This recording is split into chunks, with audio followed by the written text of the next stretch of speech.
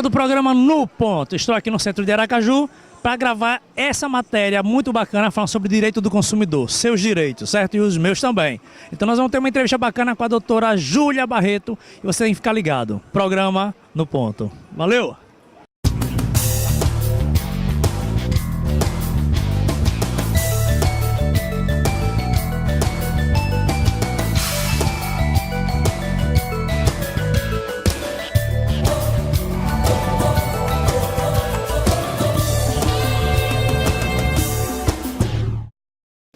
E aí, moçada do programa No Ponto, como já foi dito que nós vamos falar sobre direito do consumidor, igual você, certo? Esse é um tema relevante e nós não podíamos deixar de passar e trazer aqui a doutora Júlia para responder muitas perguntas relacionadas às suas dúvidas e às minhas dúvidas também, certo? Muito obrigado por sua presença aqui no programa No Ponto.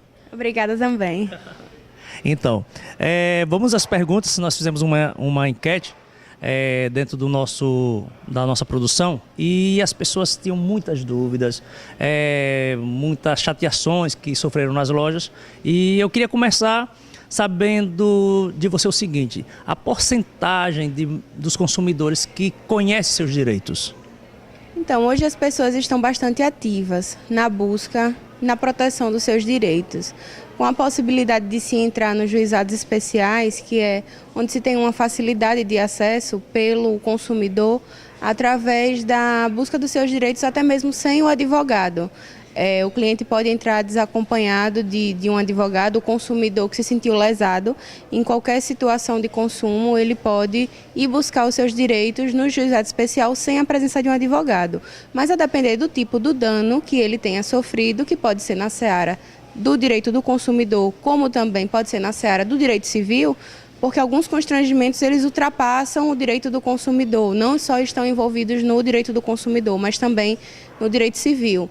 Então, pode ser buscado também a resolução dos seus problemas e das suas indignações, insatisfações com aquele tipo de situação ali também na justiça comum, que aí nesse caso já seria necessário a busca do seu direito com um advogado. Eu tenho uma dúvida em cima disso aí. Se a pessoa tiver um constrangimento, algo que venha ter um dano à pessoa, e a loja em si, o estabelecimento, tentar acertar pelos meios deles, o consumidor não sai perdendo, não? Depende do tipo de resolução que a empresa venha a oferecer ao cliente, porque a ele não vai ser tolhido o direito de buscar o judiciário se ele se sentir lesado. Mas se interiormente ele se sente bem resolvido com aquela situação, então cabe a ele decidir se pode buscar ou se não quer mais buscar a resolução do seu problema, daquilo que lhe gerou um trauma, um dano, na justiça ou não. Se a resolução dada pela empresa realmente atende às necessidades dele, ótimo. Se ele se sente lesado, é interessante que ele possa buscar um advogado, se informar ou até mesmo se dirigir ao juizado, informar o que aconteceu, porque existem pessoas lá para receber esse tipo de reclamação e poder dizer para ele se realmente há uma possibilidade de se entrar com um ressarcimento em relação ao dano sofrido, tanto pelo fato da perda material, pode ser que isso tenha ocorrido numa relação de consumo, quanto pela perda moral também, que aí já se torna a questão do sofrimento, da angústia, do constrangimento, que é sofrido no momento da situação, né, conflituosa. Então, tudo isso pode ser questionado judicialmente também, mas depende do consumidor saber se foi bem resolvido, se foi atendido o seu problema ou não. Esclareceu a você? Então vamos continuar aqui, certo? Então nós vamos falar sobre constrangimentos, certo? Eu queria saber da doutora o seguinte: a pessoa vai em uma loja e ela tem um tipo de atendimento devido à vestimenta. E ela está de uma forma, outro dia ela vai de uma forma mais à vontade e o atendimento não é o mesmo. Ela pode mover uma ação, o que é que essa pessoa pode se sentir lesado, essa pessoa pode se sentir ofendido, o que é que ela pode buscar? Infelizmente, a gente já passou por diversas situações assim, porque todo mundo não anda na beca todo dia, né? Então a gente sabe que isso acontece realmente, principalmente em shoppings e lugares mais que tem um maior trânsito de pessoas bem vestidas, né? Então assim, é uma situação que muitas vezes a gente se sente impotente, porque naquele momento não tem a quem recorrer. E o constrangimento ele pode ultrapassar realmente o nível do me desculpe, me perdoe, ou então mudar o atendimento. Então, quando ele ultrapassa qualquer tipo das medidas que podem ser feitas para sanar, para resolver isso lá na hora, talvez até o gerente chegar e pedir desculpa, ou então oferecer, como muitas vezes quando a gente vai para algum estabelecimento, que a gente tem um mau atendimento, ou então que a gente não tem, a comida vem com alguma coisa, que a gente percebe, a gente vai e reclama, eles na mesma hora dão um ticket, um vale, ou então uma possibilidade de você retornar e eles se redimirem com você, né? Mas eu queria saber, em cima dessa situação, será se compensa para o consumidor o constrangimento, tem vezes que até é maior do que isso, compensa? É justamente isso. Muitas vezes só isso não basta, porque o consumidor é tão lesado no comportamento que acontece em relação ao seu atendimento, que às vezes é necessário a busca do seu direito na justiça mesmo. Precisa que esse consumidor que foi constrangido, ele precisa ter testemunhas, como é que é feito isso? Porque pode ser que eu chegue numa loja, eu fui mal atendido, e muitas vezes eu nem fui mal atendido. E aí? Então, como tudo em direito, a gente fala que a maioria do direito são provas também. Então, é necessário provar que aquilo aconteceu e que aquele ato se refere à conduta de alguém, principalmente da empresa, né, que é com quem se tenha o conflito. Então, a testemunha é um tipo de prova no processo. Mas não só a testemunha, um ticket de compra que assegura que a pessoa foi lá naquela loja, realizou aquele procedimento, houve aquela situação, tentativas de ligações, no caso de empresas de call center, ou então filmagens das câmeras internas. Então, diversos meios de prova podem assegurar que aquela situação de fato aconteceu e que, como ela foi se desenrolando, houve um constrangimento, mas aí também tudo é como se leva o direito ao judiciário. As provas vão assegurar, mas também isso vai depender do modo como vai se desenrolar o processo, isso. Entendi, tá vendo? Então você fica ligado aí. Eu queria saber, eu tenho uma amiga minha que ela postou lá, falando o constrangimento dela nas lojas. A maioria das lojas que ela vai comprar alguma coisa, o alarme dispara. Isso é terrível pra gente, né? Eu queria saber como é que a gente lida com isso. A gente disparou e aí depois retorna à loja e não houve nada e a gente foi constrangido. Como é que lidar com isso? Então, voltamos àquela questão de como a empresa vai se comportar com o cliente. Se isso acontece recorrentemente na empresa, mas a empresa já sabe, já vê que aquilo dali constrange o cliente e não toma nenhuma atitude, a gente já sabe que isso daí pode sofrer algum tipo de repercussão judicial. Agora, se a empresa sabe, toma as providências, quando acontece alguma situação, pede desculpa, libera a pessoa, atende de uma outra forma, então já é outro caminho a ser tomado. Não gera um constrangimento em um tamanho tão grande. Depende muito do comportamento da empresa diante do consumidor. A doutora chegou em alguma loja, como a doutora falou, que nem sempre a gente está de beca. Já sofreu algum constrangimento? E como foi a sua reação devido à sua profissão? A gente sente que em alguns lugares, é por isso que eu adoro andar no centro. Eu amo o centro. É processo para todo lado. Eu gosto do centro. Não, é porque no centro você vê a simplicidade das pessoas. Você não precisa estar sempre muito bem arrumado, você não precisa estar... A gente sabe que o centro é um lugar popular. Então eu prefiro muito mais andar aqui, porque quando você vai para o shopping ou para outros lugares e você quer ir mais despojado, quer ir mais leve, você sente que existe um certo afastamento em relação a você. Se você entra em uma loja e você não está vestido condizente com a roupa, com o hábito. Eles acham que... Isso, a forma. Então, assim, isso é até uma própria propaganda negativa para eles, porque não significa que pela sua vestimenta você não está apto. Você está apto ou não a comprar naquela loja. Isso é algo muito pessoal, particular. antes de você verificar pela vestimenta, você tem que verificar o ser humano, que é quem está entrando ali. Então, assim, isso é o mais importante. Eu já passei por situações assim também, inclusive porque não só em relação à questão da vestimenta, mas até mesmo do próprio perfil do corpo.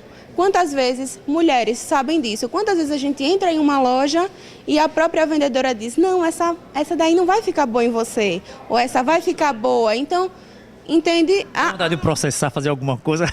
É porque, assim, hoje em dia, a gente também tem que tentar conciliar em muitas coisas que a gente faz no nosso dia a dia, principalmente em relação a essa questão. Quando o constrangimento ultrapassa o limite do aceitável, digamos assim, do que se pode tentar resolver na conciliação, já merece uma reprimenda judicial.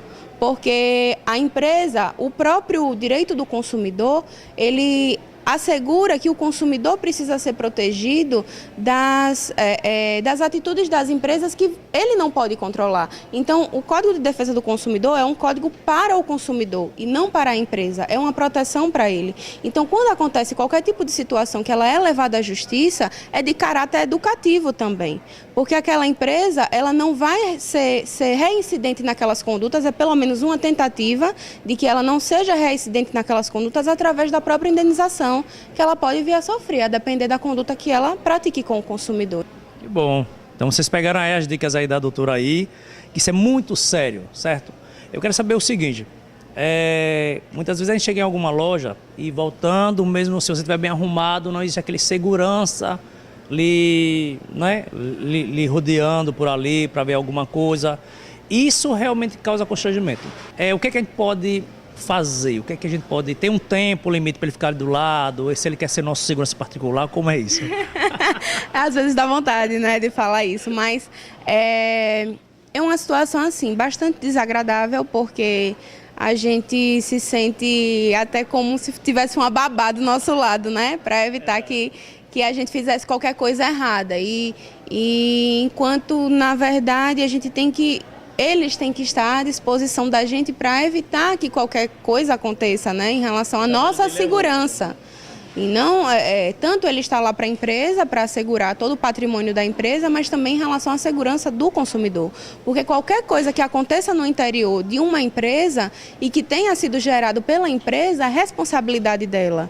Então, se acontece um constrangimento que partiu de um funcionário da empresa, então a empresa pode sim ser responsabilizada. Ela tem responsabilidade objetiva, ou seja, uma responsabilidade direta, não depende de prova sobre tudo o que acontece em relação à prestação do seu serviço. A partir do momento em que a pessoa entra numa loja, coloca o pé numa loja e começa a se utilizar dos serviços ali dela, então ela já está, de alguma forma, responsável por tudo que acontece ali no seu interior. Então, acontecendo qualquer dano com a pessoa que se dirigiu àquela loja para efetuar qualquer tipo de serviço, até mesmo olhar.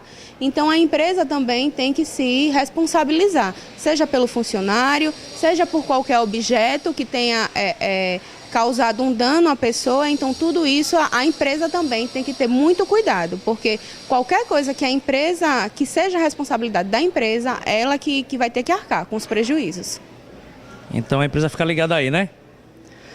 Vamos para uma pergunta o seguinte, veja só, isso foi a que bateu o maior recorde nas dúvidas das pessoas. Se a gente entrar em uma loja e está uma TV de 40 polegadas por um erro de R$200, por exemplo, como aconteceu, e está lá por R$200 porque faltou um zero, alguma coisa assim, a gente pode levar a comprar, a loja não pode questionar, como é isso?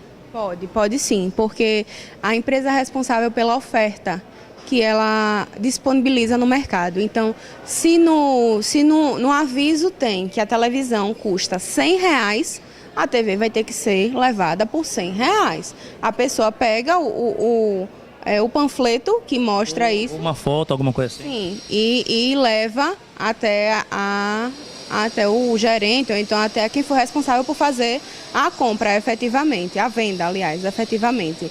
Agora, o que muitas vezes acontece é, como você falou, um erro. Acontece um erro que é gritante, assim, claramente. Embora a pessoa tenha verificado que aquilo ali era erro, ela se utiliza de má fé e leva até o gerente, ou a pessoa responsável pela venda, e quer a venda a todo custo daquele jeito. A empresa, infelizmente, é obrigada a vender daquela forma, porque está no aviso, tá ali daquela forma, ela já se responsabiliza pela oferta. Então, ela tem que fazer a venda. Agora, logicamente que tem que se verificar dentro das noções do que se pode entender como maleabilidade, né? Porque nem a empresa pode ser tão rígida com todas as suas ofertas, com todas as suas proposições para o cliente, quanto também o cliente não pode agir de má fé. Então, assim, a empresa é obrigada? Está na oferta, a empresa tem que fornecer como está ali. Mas o cliente também tem que tomar cuidado, porque a depender da situação como ela vem a acontecer, isso pode acabar depois repercutindo para ele, se aquilo dali foi gerado com uma má fé, ou com uma intenção de fraudar a empresa, ou de causar uma ilicitude para a empresa. A situação foi gerada com ilicitude, entende? Então é isso. Espero ter tirado as dúvidas de vocês. Aí o tempo é curto, mas eu acho que para mim foi muito amplo, né? E quero agradecer muito, doutora Júlia, por essa entrevista, por essa oportunidade de estar aqui esclarecendo as pessoas e a mim também. Obrigada também, Daniel. Espero muito sucesso no seu trabalho, em todas as demais reportagens, e agradeço pelo convite. Então valeu. Programa No Ponto.